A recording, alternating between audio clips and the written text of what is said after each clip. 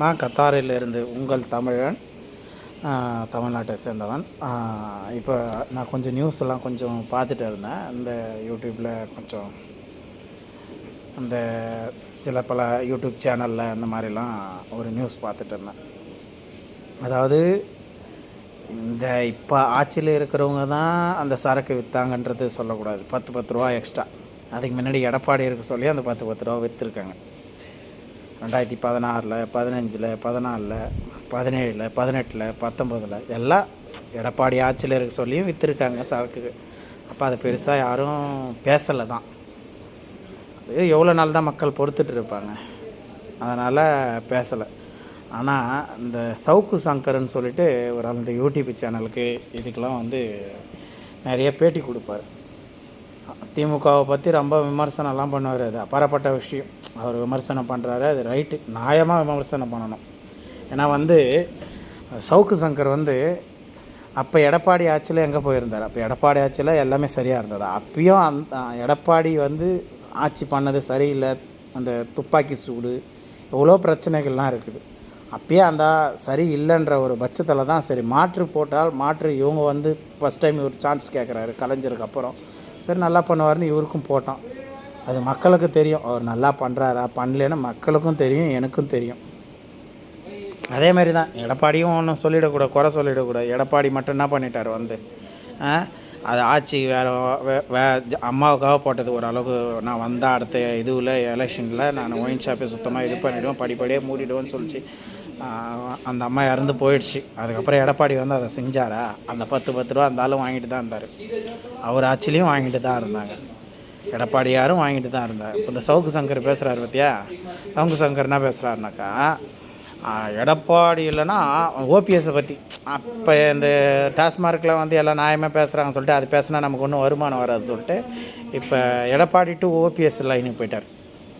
என்னன்னு போயிட்டார்? இப்போ இவர் ஒரு யூடியூப் சேனலுக்கு பேட்டி கொடுக்குறாரு. சும்மா உட்காந்து பேட்டி கொடுப்பாரு. அவருக்கு எவ்வளோ வருமானம் வரும், எவ்வளோ ஃபேமஸ் ஆகிறாரு. இவர் போய் எடப்பாடியை சந்திச்சுட்டு வந்தார் சேலத்தில். அப்போ எவ்வளோ சூக்கேஷ் இவர் கைமாற்றிருப்பார், இவர் வாங்கியிருப்பார். மணால் அதை பற்றி பேசலாம் அவர். இப்போ பேசுகிறாரு எடப்பாடி வந்து வந்ததுனால அந்த கட்சி நல்லா இருக்குது அப்படி சொல்லியிருப்பார். எடப்பாடி போய் ஒரு தனிப்பட்ட முறையில் அவரே பேட்டியில் சொல்லியிருக்கார், நான் தனிப்பட்ட முறையில் போய் சந்திச்சுட்டு வந்தேன். அதெல்லாம் நான் உங்ககிட்ட பப்ளிக்காக சொல்ல முடியுமா அப்படின்னு ஒரு வச்சு ஒரு யூடியூப் சேனலில். அவர் பேர் நல்ல பேர் தான். அவர் பேர் இந்த சிவனில் இதில் ஆரம்பிக்கும். அவர் நல்லா பொறுக்குன்னு கேள்வி கேட்டார். நாங்கள் அதெல்லாம் கேட்குறத பார்த்து ரசிச்சுக்கிறோம். நல்லா கேள்ற நாக்க பிடிங்கிற மாதிரி தான் நினைப்போம் நாங்கள். நான் அவரும் கம்மியான ஆள் கிடையாது. கேட்டவரும் ஆப்போசிட்டில் உட்காந்துன்னு கேட்டார் பார்த்தியா?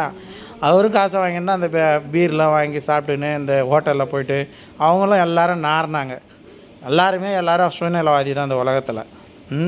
இவர் சொல்கிறார் வந்து எடப்பாடி கிட்ட கட்சி போகலன்னா சேட்டு கடையில் போய்ட்டுருக்கணும் அப்படின்னு ஓபிஎஸ்சி தாக்கி பேசுகிறாரு. அந்த ஓபிஎஸ்சி விஸ்வாசி, அந்த ஆள் வந்து விஸ்வாசி. அவர் வந்து விஸ்வாசி. ஜெயலலிதா அம்மா இருக்கிற வரைக்கும் கரெக்டாக அது கட்சி முதலமைச்சர் ஆக்கினாலும் அதை எப்படி திருப்பி கொடுக்கணும். அவர் இறந்ததுக்கப்புறம் சசிகலா ஆக்கினாங்க, வெளியே வந்தால் அது உள்கட்சி அவங்க விவகாரம். அதை பற்றி நம்ம பேசவே தேவையில்லை. அதை பேசி நீ ஃபேமஸ் ஆகி அதில் உனக்கு வருமானம் வருது, அதை வச்சு தான் நீ சாப்பிட்ற, உழைச்சி சாப்பிட்ல. எது முன்னாடி எடுத்து போனால் நமக்கு ₹1 வருமோ அப்படின்னு சொல்லிட்டு சவுக்கு சங்கர் பேசுகிறார். அப்போ எடப்பாடி ஏன் விமர்சிக்கலாம்? அந்த காலகட்டத்தில் இவர் இல்லையா நியூஸில் மீடியாவில் பேட்டி கொடுக்க இல்லையா? அப்போ 10 ரூபா வாங்கினாலும் அன்றைக்கி விசாரிக்கலையே இந்த எடப்பாடியை. ஏன் எடப்பாடி வந்து 10 ரூபா வச்சு விற்கிறாரு, அதை பண்ணுறாரு, இதை பண்ணுறாருன்னு அன்றைக்கி கேட்கல இந்த சவுக்கு சங்கர். போய் எடப்பாடியை தனிப்பட்ட முறையில் சந்திச்சுட்டு வந்ததுக்கு அப்புறம் தான் இன்றைக்கி பேச ஆரம்பித்தார். ஃபஸ்ட்டு நீங்கள் இந்த இருக்கிற ஆட்சியில் இந்த சரக்கு விஷயத்தை பேசுங்கன்னா எதனா ஊதி விட்ருப்பாங்க. அடுத்தது வந்து பன்னீர்செல்வத்தை டம்மி பண்ணுங்கள் அப்படின்னு சொல்லி எதனா ஊதி விட்ருப்பாங்க. இப்போ அடுத்தது இந்த லைன் கொஞ்சம் எல்லோரும் பொதுமக்கள்லாம் கொஞ்சம் எடுக்கிற கண்டிஷன் வந்துருச்சுல, எல்லோரும் பார்க்குறாங்க, வீடியோ சோசியல் மீடியாவெல்லாம் போடுறாங்களே. இதில் நமக்கு ஒன்றும் வருமானம் வராது. அடுத்த லைனு ஓபிஎஸ் எடப்பாடி. இப்போ அடுத்தது யார்கிட்ட போவார்? ராமதாஸ் ஐயாட்ட போவாரா, இல்லை திருமாவளவன்கிட்ட போவாரா, இல்லை சீமான் அவர்கிட்ட போவாரா? தமிழ்நாட்டில் எத்தனை கட்சி இருக்கோ காங்கிரஸ்கிட்ட போவாரா, மார்க்சிஸ்ட் கம்யூனிஸ்ட், இந்திய கம்யூனிஸ்ட், முஸ்லீம் லீக் கட்சி, எந்த கட்சிக்கிட்ட போவார்? இவங்க இல்லைன்னா அவருக்கு வேலை இல்லை, அது தெரிய மாட்டேன்னுது. அவங்க இல்லைன்னா இவருக்கு வேலை இல்லை, இவருக்கு வருமானம் இல்லை. அந்த வருமானத்தை வச்சு தான் இவர் நான் சாப்பிட்றேன்னான்னு கூட பேசட்டோம், தப்பு இல்லை.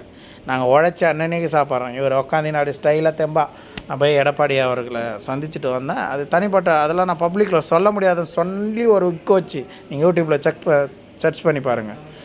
அவர் பேட்டி கேட்பார், அதெல்லாம் நான் அவங்ககிட்ட போய் சொல்ல முடியும். அப்படியே ஒரு சிரிப்பு, அந்த சிரிப்பு ஒரு இதுவாக சிரிச்சிட்டு ஒரு மாதிரி பேசுவார். ஒருத்தனை மட்டம் தட்டி ஒருத்தனை கலாய்ச்சி பேசுகிறதுல அவ்வளோ ஒரு சந்தோஷம். அது சந்தோஷம் மட்டும் இல்லை, அதுவும் ஒரு சந்தோஷத்துக்கு சந்தோஷமாக அது வருமானமும் வருது இல்லை. அவர் சவுக்கு சங்கரை பேட்டி எடுத்த அந்த நியூஸர்கள் பூராமே ஒயின் ஷாப் இந்த ஹோட்டலில் போய் மாட்டினாங்க.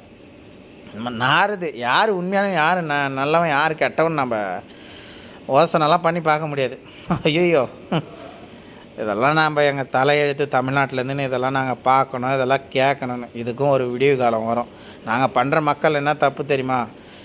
ஓட்டுக்கு காசு கொடுக்க வராங்க பார்த்தியா, காசு கொடுக்குறாங்க பார்த்தியா, அப்போ ஐயன்னு நாங்கள் போய் வாங்குறாங்க பாரு, வாங்குறாங்க. நான் இது வரைக்கும் 3 வாட்டி தான் 4 வாட்டி தான் ஓட்டு போட்டிருக்கேன். 4 வாட்டி போட்டிருக்கேன். 2 வாட்டி எம்பி எலெக்ஷன், 2 வாட்டி எம்எல்ஏ எலெக்ஷன் போட்டிருக்கேன். வெளிநாட்டில் இருக்கிறதுனால நம்ம அதெல்லாம் போட முடியறதில்ல. வேறு ஒன்றும் கிடையாது, ஓட்டு போட அந்த மாதிரி வசதி எதுவும் இல்லை. அது நாங்கள் ரொம்ப எதிர்பார்க்குறோம். இந்தியன் கவர்மெண்ட்டு கொண்டுட்டு வரேன்ற ஒரு முயற்சி தேர்தல் ஆணையம் மூலிமா முடிவு பண்ணிகிட்ருக்காங்க. வந்துருச்சுன்னா நல்லா தான் இருக்கும். கூடிய விரைவில் வரும்னு நினைக்கிறேன். அப்போ ஓட்டு போடுவோம். அந்த எலெக்ஷன் டைமில் முடிஞ்ச அளவுக்கு எலெக்ஷன் வருதுன்னா கொஞ்சம் ஒரு 6 மாதம் 5 மாதம் இருந்து அந்த எலெக்ஷன் டைமில் வரோம். இப்போ சாதாரண ஒவ்வொருத்தரும் நம்ம நினைக்கிறோம் நம்ம உரிமையை வித்துறோம், அது மக்களுக்கு தெரிய மாட்டேன்னுது.